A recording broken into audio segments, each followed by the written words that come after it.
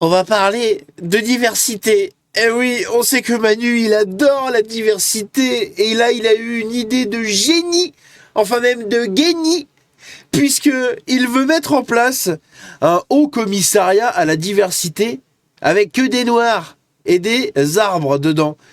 Évidemment, hein, parce que la diversité, ce ne sont pas les Asiatiques. Bah non.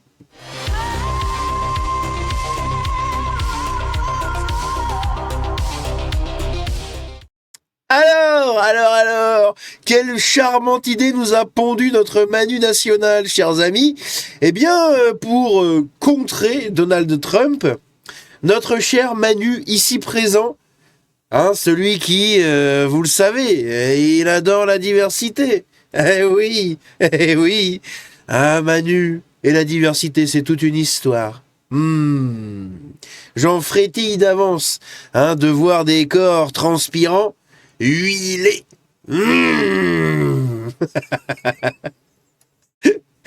Aïe, aïe, aïe, aïe, aïe, aïe, aïe, aïe, aïe. Donc, qu'est-ce qui nous a pondu notre cher Emmanuel Macron national?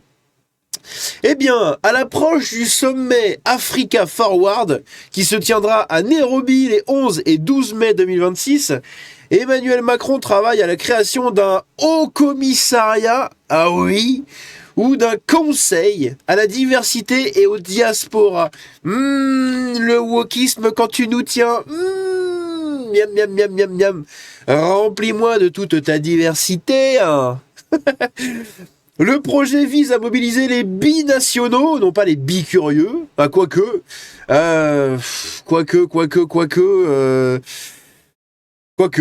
Quoique. Les bicurieux, ça marche aussi peut-être. Hein, n'est-ce pas? Les Français d'origine étrangère et les ultramarins comme levier de politique étrangère, d'influence économique ou d'entrepreneuriat, en particulier dans la relation avec l'Afrique. Parce qu'encore une fois, Manu aime beaucoup, n'est-ce pas? L'idée, en gestation depuis plusieurs semaines à l'Élysée, s'inscrit dans un contexte international marqué par le retour de Trump à la Maison-Blanche et par une ligne américaine de fermeté migratoire. Et donc, Manu, en bon européen qu'il est, eh bien, il veut s'opposer à Tonton Donald, d'accord? Et comment on s'oppose à Tonton Donald quand Tonton Donald veut fermer les frontières? Ah bah nous, on copule avec le monde entier. Ah oui, ah oui, ah l'Afrique, ah.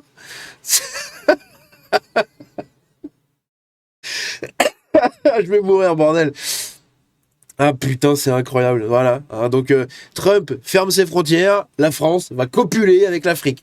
Incroyable. Emmanuel Macron, donc, a abordé le sujet devant les ambassadeurs réunis à l'Élysée. On veut mobiliser nos diasporas encore davantage. Hein, bon, à chaque fois que tu les mobilises, ça finit en feu de poubelle dans les rues, donc c'est pas ouf. A-t-il déclaré, soulignant le caractère stratégique du partenariat africain et appelant à une politique beaucoup plus ambitieuse. Ah, la grosse ambition, hein, dès 2026. Cette grosse ambition. Selon la note transmise au chef de l'État, la France disposerait d'un atout. Ah, tu sais, Manu, moi aussi j'ai un gros atout. La France disposerait d'un atout démographique singulier en Europe. Eh oui, on l'appelle l'unique, mon atout. C'est l'unique. Le, le document rappelle que le pays abrite la première diaspora subsaharienne en Europe, la première diaspora de l'océan Indien et la première diaspora maghrébine, la première diaspora musulmane et la première diaspora du sud-est asiatique.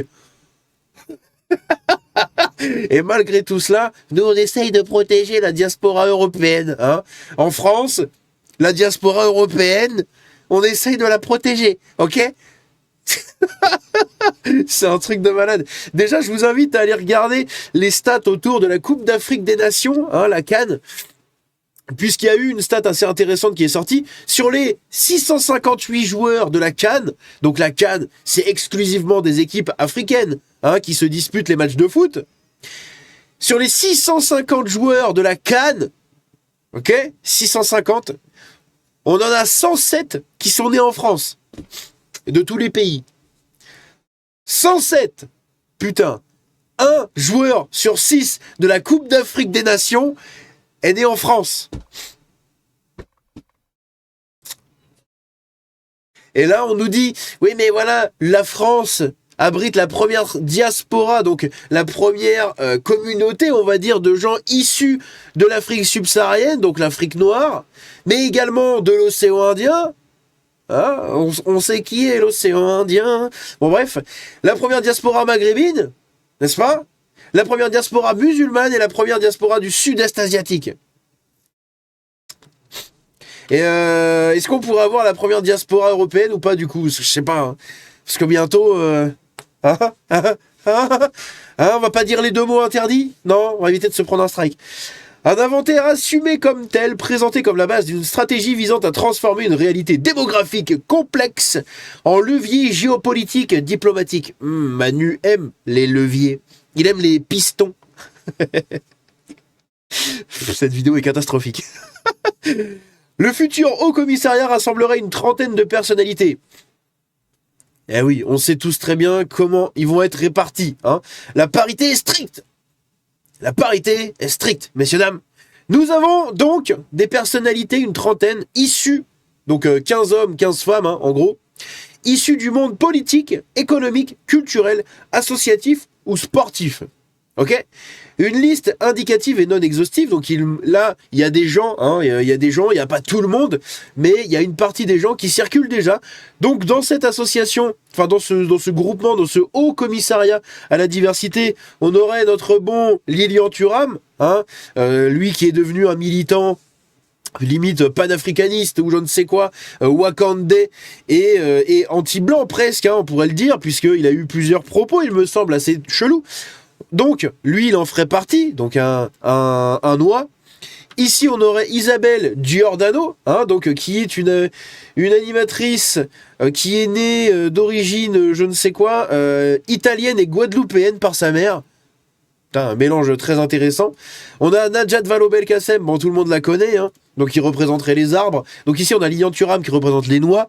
On a Isabelle Giordano qui représente les fruits des îles, n'est-ce pas ? Et en même temps les îles, mais qui sentent un peu l'olive, ok ? Macron doit bien aimer les olives aussi, je pense. On a Najat Vallaud-Belkacem qui nous représente les arbres, voilà. On aurait des arbres, possiblement des palmiers, surtout, je pense, ou des dattiers, voilà, des arbres à dattes. On aurait Christiane Taubira, qui, elle, c'est pareil, je sais pas d'où elle vient. Blablabla, blablabla, blablabla, blablabla, blablabla, de Cayenne et de la Guinée française. Donc elle représenterait plutôt l'Amérique du Sud, hein, l'Amérique du Sud, voilà, j'ai pas de blague là-dessus. Pape Ndiaye, d'où vient-il ? Lui, il représenterait qui, quoi, est-ce ? Il représenterait le Sénégal. Donc la poutre, comme on l'appelle dans le milieu, Pape la poutre. Oh merde. On aurait Simeng Wang,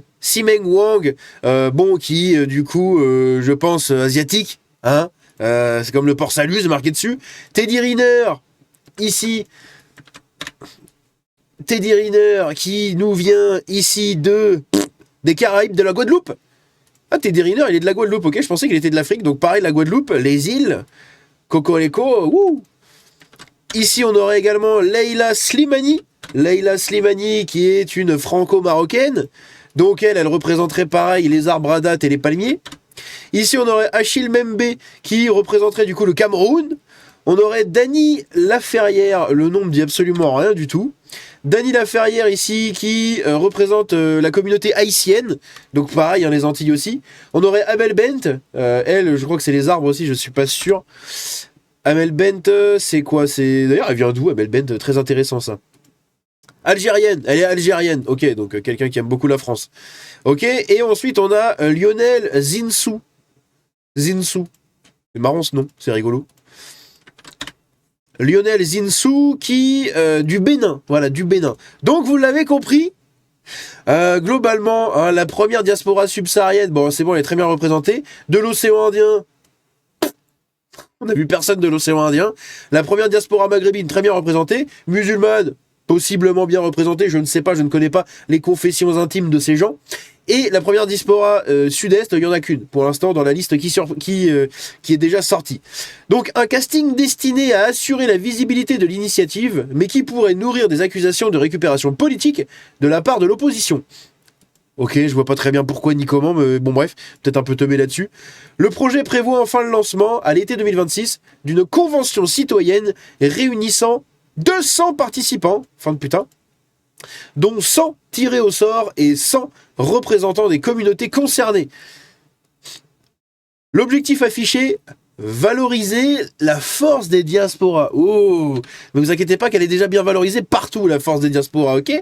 Et tenter d'enrayer le sentiment de déclin qui traverse le pays. C'est quoi le rapport entre valoriser les diasporas et le déclin du pays? Enfin, tu peux pas valoriser les diasporas pour remonter le sentiment de déclin du pays, ok? C'est peut-être parce qu'on a trop valorisé les diasporas que le pays décline. Au profit d'autre chose. Hein? Les diasporas sont beaucoup mises en avant au profit d'autre chose. D'autres diasporas. Ok? Enfin, certaines diasporas sont beaucoup plus mises en avant que certaines autres. Plutôt que d'avoir un truc uni, en fait, on a foutu les gens dans des cases, ce qui a encouragé le déclin du pays aussi. Donc maintenant, ils veulent encore plus les mettre dans des cases pour ralentir le déclin du pays. Je vois pas vraiment le rapport, mais bon, bref. En filigrane donc, l'Élysée entend également reprendre la main sur un débat identitaire largement investi par l'extrême droite et une droite de plus en plus décomplexée. Bah, c'est pas en mettant la force des diasporas en avant que tu vas reprendre le débat identitaire. Parce que le débat identitaire sera en gros, hein, je vous le donne en mille, hein, le débat identitaire se concentrera par là, là. Le débat identitaire en France, il sera concentré par là, ok? Avec ce genre de projet. Donc bon, est-ce que vraiment c'est utile? Je sais pas vraiment, hein, ok. Ici, on a aussi d'autres informations, je crois, dans un article du JDD. On va regarder ça vite fait. Blablabla, une nouvelle fois de rallier les diasporas, blablabla, blablabla, blablabla, ok, nanana, nanana. Putain, où est-ce que j'avais vu ça? Où est-ce que j'avais vu ça? Merde.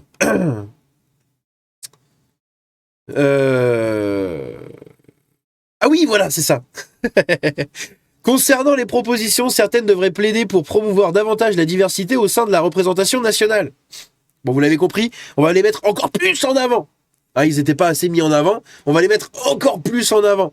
Cela pourrait être le cas dans l'administration, pas encore représentative. Ah bon? Ok, et est-ce que c'est gênant? Non, tout le monde s'en branle à la base. Hein? Il n'y a que vous que ça gêne en fait, encore une fois. Donc ça va aussi dans les propos qu'a eu Carlos Bilongo. Hein, vous savez, on va prendre notre revanche, hein, on va prendre le pouvoir, etc., etc. Eh bien au final, ici on en voit une partie du résultat. Puisque toutes ces diasporas-là vont être bien plus mises en avant au profit d'autres diasporas, ok? Et d'une diaspora en devenir, hein, puisque les Blancs vont devenir une diaspora en France. Hein. D'ailleurs, on peut peut-être même déjà en parler, d'une diaspora blanche européenne en France. Et donc cela pourrait être le cas dans l'administration, d'après le président, du vrai visage de la France. Ah, ils veulent nous montrer le vrai visage de la France. La France multicolore. Oh, c'est beau, Black Blamber. Emmanuel Macron prévoirait de mettre en place ce nouveau conseil avant le sommet africain, blablabla. Ok, tac, tac, tac, tac, tac. De répondre à la politique américaine. Hein. La note l'assume sans détour. Le but est de contrer la vision trumpienne de l'Europe et la guerre des civilisations qui se prépare.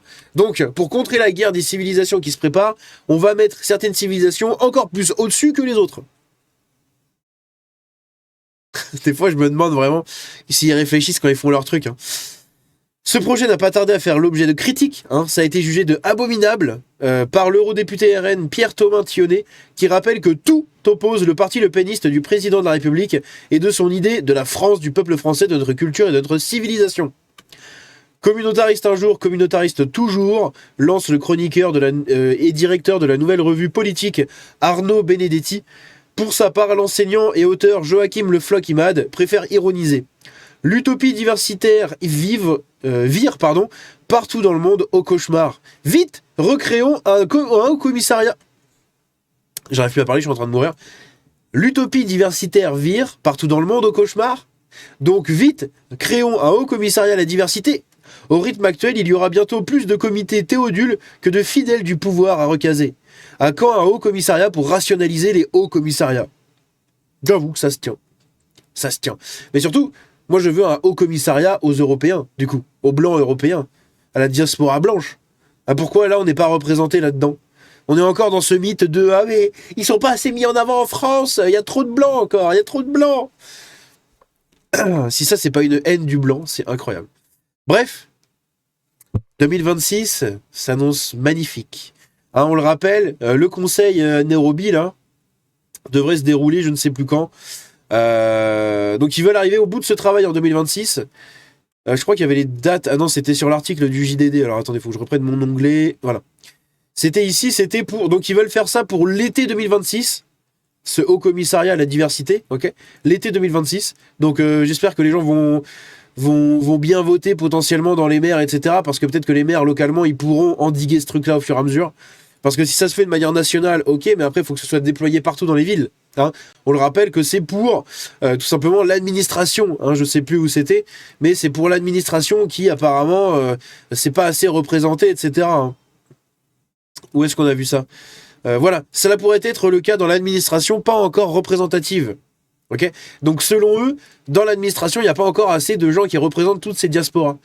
Donc si des maires sont élus à droite, à droite toutes, peut-être que potentiellement, localement en tout cas, ils pourraient endiguer ce truc et le ralentir. On verra. On verra. Dans tous les cas, le conseil à Nairobi se déroulera du coup les 11 et 12 mai 2026. Ce projet-là est destiné à être publié pendant l'été 2026, donc on verra là où ça nous emmène. Mais je suis pas très confiant, quoi. Hein. Bref, c'est sur cette magnifique image, ou plutôt cette magnifique image-là. Hein, oui. Voilà, c'est sur cette magnifique image que je vous laisse. N'hésitez pas à me dire ce que vous en pensez dans les commentaires. Et puis, voilà, tiens, ça c'est... Puis on se dit à la prochaine. Hein, c'est magnifique. Vive la diversité. Ah, j'aime la diversité. Oh.